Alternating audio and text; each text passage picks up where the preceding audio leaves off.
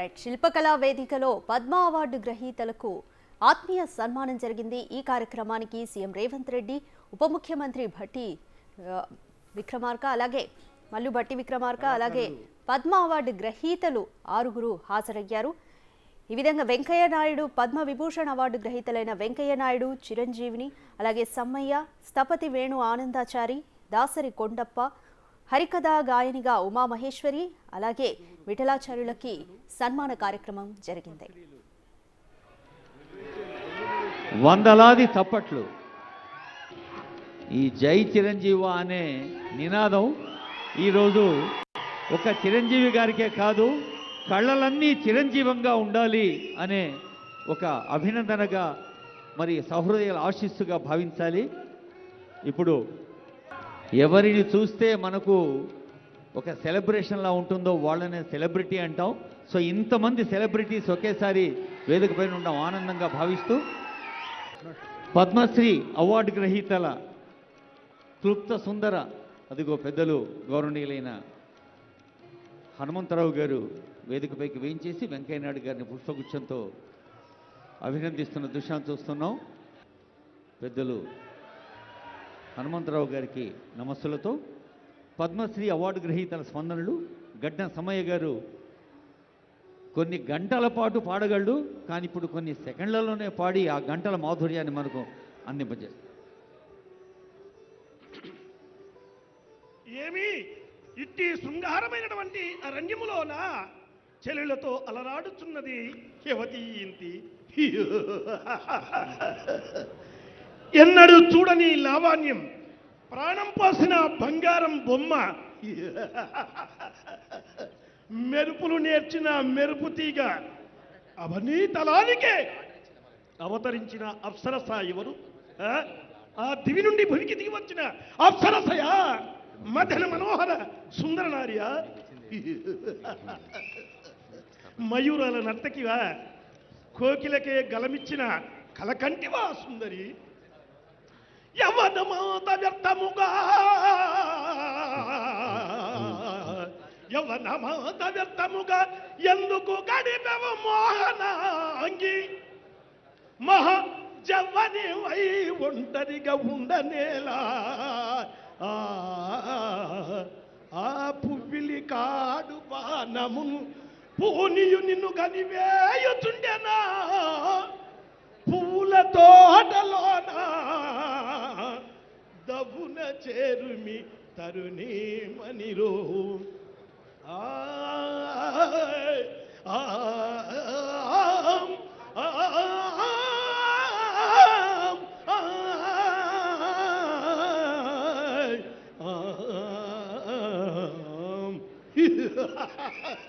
రాలే నా రతనాల మొలుక, నా రామ చిలుక. ఈనాడు నాకు ఈ పద్మశ్రీ అవార్డు రావడం, ఒక మారుమూల పల్లె ప్రాంతాలలో ఉండే హరిజనులని ఆశించి జీవితాన్ని కడుతుర్లభంగా గడుపుకునేవాడిని.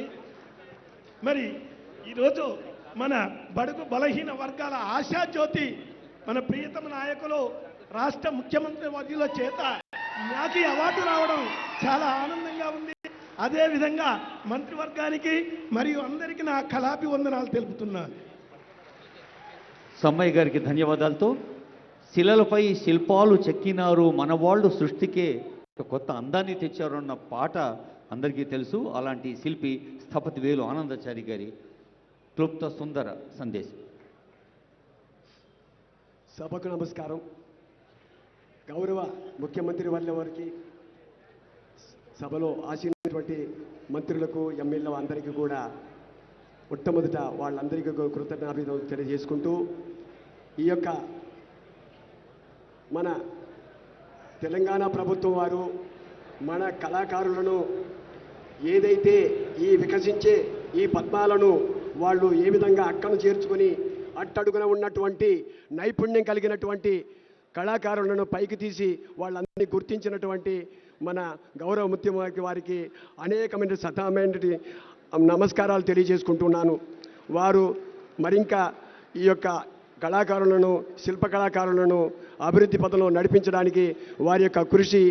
ఇదే కాకుండా యాదాద్రి దేవాలయం మీరు చూసే ఉంటారు, వాటి యొక్క అభివృద్ధిలో కారణంగా నేను నిరంతరం అక్కడ రాత్రి పగలు కష్టపడడం జరిగింది. ఆ యొక్క దేవాలయం కూడా నిజంగా 3 పూలు 6 కాయలు తిరుమల తిరుపతి దేవస్థానంలాగా వెలగబోతుంది అన్న విషయాన్ని తెలుపుతున్నాను. కాబట్టి మనకు 2వ తిరుపతిగా పేరుగాంచుకొని శ్రీ లక్ష్మీనరసింహస్వామి వారి ఆశీస్సులు వారికి మెండుగా పరిపూర్ణంగా ఉండాలని మనస్ఫూర్తిగా కోరుకుంటూ ఈ అవకాశం ఇచ్చినటువంటి ముఖ్యమంత్రి వారికి సభ వాళ్లకు నమస్కారం తెలియజేసుకుంటున్నాను. ఆనందచారి గారి ఆనంద ప్రకటనకు ధన్యవాదాలతో హృదయ తంత్రులే వీణగా మీటితే తప్ప కళ పండదు. అలాంటి తంత్రి వాద్య కళాకారులు పెద్దలు దాసరి కొండప్ప గారు.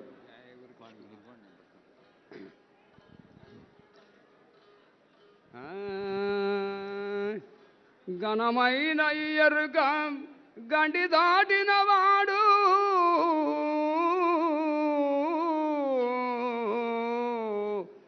మానవాలోకముల లేనివాడు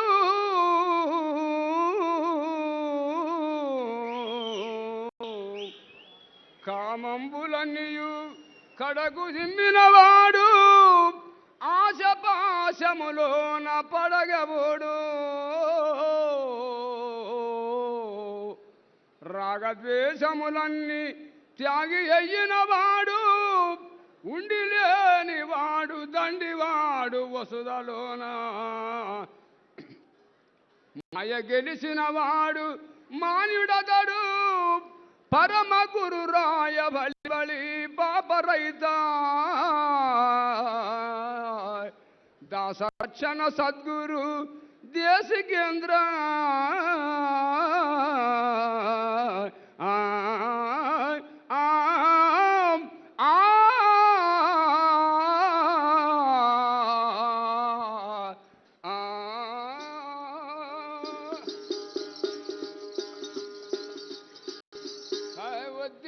మానసా నీవు బుద్ధి కలిగి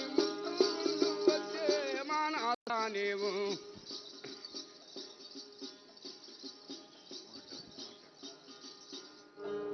జయ శ్రీరామ్. హలో మనది ఇక్కడ దాసరి కొండపంటారు సార్ మనది ఇక్కడ రేవంత్ రెడ్డి గారు సీఎం ముఖ్యమంత్రి గారికి నమస్కారం.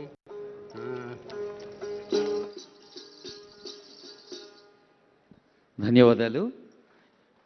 ఇందాకే అనుకున్నాం, వందలాది గీతాలతో బంజారా సంస్కృతిని ఉద్దీపింపచేసి భగవద్గీతను మరి బంజారా భాషలోకి అనువదించిన ఈనాటి పద్మశ్రీ అవార్డు గ్రహీతల్లో ఒకరు బంజారా కేతావల్ సోమలాల్ గారు.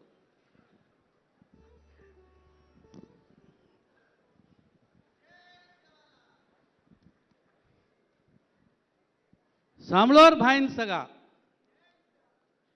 50 लाख आणि 50 लाख 50 से जोगत मन संगा तो काकोटीच मगंगा आज नायके म्हणा तमार म्हणा एक गीत बोलूचू सामलतानी आशीष दोर नायक भरत जातीन सदा सदा धरती आडिन सदा सदा भरत जातीन सदा सदा धरती आडिन सदा सदा पृथ्वी प्रतापेन गांधी चाचन मातने तन सदा सदा पृथ्वी प्रतापेन गांधी चाचन मातने तन सदा सदा भरत जातीन सदा सदा धरती आडिन सदा सदा गंगा यमुना कृष्ण गोदावरी सरस्वती से तरी भरी गंगा यमुना कृष्ण गोदावरी सरस्वती से तरी भरी चांदन तारा दाड़ो जगे माँ सेती स्वर तू हरी भरी चांदन तारा दाड़ो जगे माँ सेती स्वर तू हरी भरी भरत जाति न सदा सदा धरती आडिन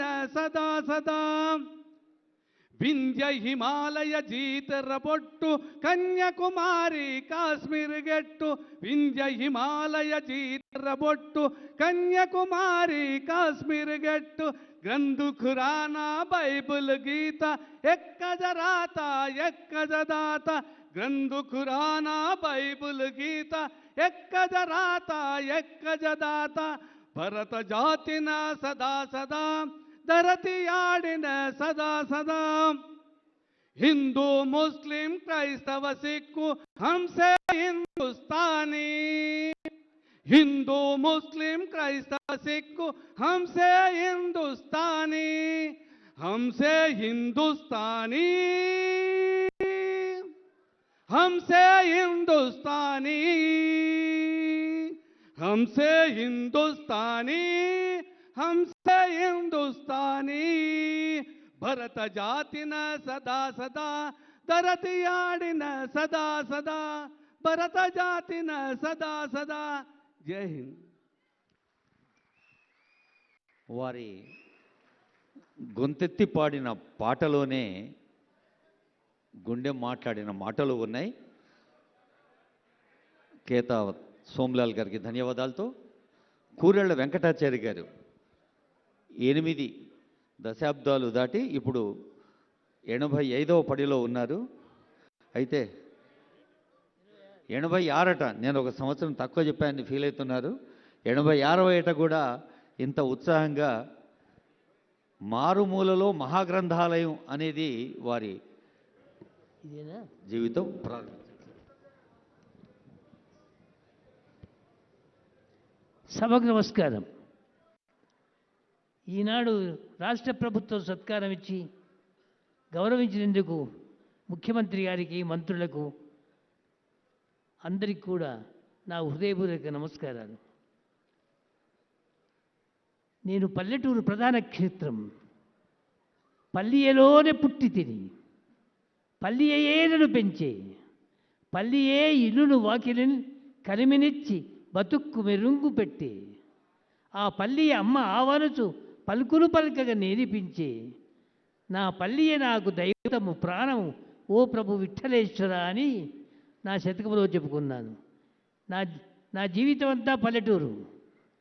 నేను పల్లెటూళ్ళన్నీ కూడా ఈ కాలంలో ధనాధికులు, విద్యాధికులు, ఉద్యోగస్తులు, పెద్ద పెద్ద ఉద్యోగాలు చేసి రిటైర్ అయిన వాళ్ళు అందరూ కూడా నగరాలకు పట్టణాలకు వెళ్ళిపోతున్నారు. అక్కడే స్థిరపడిపోతున్నారు. పల్లెలన్నీ చిన్నపోయినాయి, పోసిపోయినాయి. అటువంటి పల్లెటూళ్ళను చైతన్యపరచడానికి 70 ఏళ్ల నుంచి నా ప్రయత్నం కొనసాగుతుంది.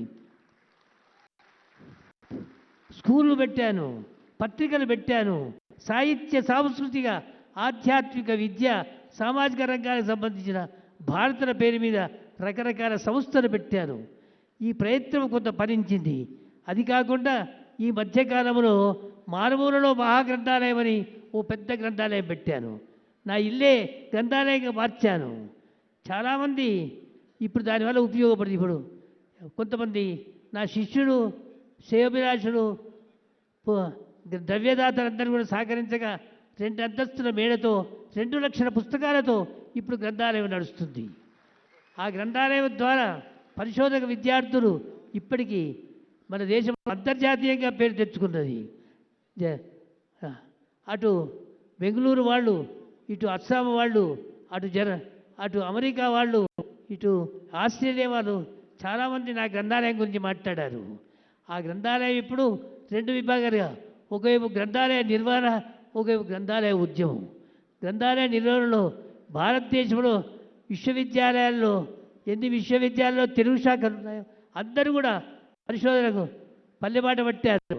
నా ఉద్దేశం ఒక్కటే, పట్టణాలలో స్థిరపడ్డ వాళ్ళు కనీసం పుస్తకాల పేరు మీద పల్లెటూరుకు వస్తారని ఇప్పుడు అందరూ పల్లెబాట పట్టారు. సద్దులు కట్టుకొని వచ్చి మా లైబ్రరీలో తిరిగి చదువుకుంటున్నా. నేను వాటి సంతోషపడుతున్నాను. ఇప్పటికీ 11 మంది పరిశోధక విద్యార్థులకు డాక్టరేట్స్ వచ్చాయి. ఇది ఒకవైపు. గ్రంథాలయ ఉద్యమం, ఊరూర గ్రంథాలయం పెట్టాలని 12 ఊళ్ళలో గ్రంథాలయం పెట్టాను. ఎవరైతే గ్రంథాలయం పెడతారో వారికి 100 పుస్తకాలు ఇచ్చి, నాకు చేతనైనా చేత కాకుండా అక్కడికి వెళ్ళి నేనే నా చేతి కూడా ప్రారంభం చేస్తున్నాను. 12 గ్రంథాలయాలు మహావైభవంగా నడుస్తున్నాయి. ఇవన్నిటి యొక్క పల్లెటూళ్ళలో చైతన్యపరచడానికి నేను చేస్తున్న కృషి. దీనికి అందరి శుభాకాంక్షలు, దీవెనలు కావాలి. ఈ సందర్భంగా నా సత్కారం ఇచ్చిన రాష్ట్ర ప్రభుత్వానికి సత్కారం చేస్తూ ముఖ్యమంత్రి గారికి ఒక ఆశంస చెప్పి నేను ముగిస్తాను. అమ్మ తెలంగాణ తల్లి ఆహ్లాదపడగా. అయ్యా ముఖ్యమంత్రి వర్యుడు గారు, మంత్రులకి అమ్మ తెలంగాణ తల్లి ఆహ్లాదపడగా, తెలంగాణ తల్లి సంతోషపడగా, ధర్మమున దేశమునకే ఆదర్శపడగా, అమ్మ తెలంగాణ తల్లి ఆహ్లాదపడగా, ధర్మమున దేశమునకే ఆదర్శమనగా, చక్కగా మీరు పాలన సాగుగాక, చక్కగా మీరు పాలన సాగుగాక, వందనము ముఖ్యమంత్రికి వందనము. అందరికీ నమస్కారం చెప్తూ ఈ అవకాశం ఇచ్చే పెద్దలందరికీ నమస్కారం. పెద్దలు కూరెళ్ల వారికి హృదయపూర్వక ధన్యవాదాలతో ఉమామహేశ్వరి గారి స్పందన. హరికథా కళాకారిణి, తెలుగులోను సంస్కృతంలోనూ అనేక వేదికలపై హరికథా గానాలు వెలిగించారు.